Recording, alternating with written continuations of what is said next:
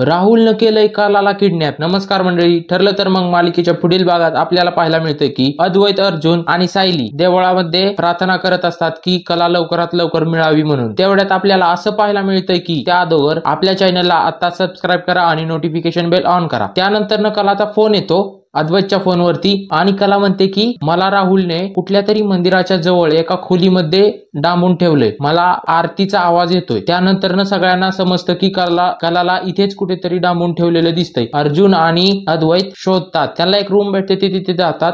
तेवढ्यात तिथे गुंडे येतात आणि कला सुद्धा तिथे दिसते. त्या गुंडांबरोबर अद्वैत आणि अर्जुनची झटापट होते. इकडे आपल्याला पाहायला मिळतंय की राहुल सोबत महिपत सुद्धा आहे. आता काय खरं नाही कलाचं. आणि कला बरं अर्जुनकडे जो तेजस आलेला आहे ना, त्याची मावशी सुद्धा तिथे दिसतीये आपल्याला किडनॅप केलेली.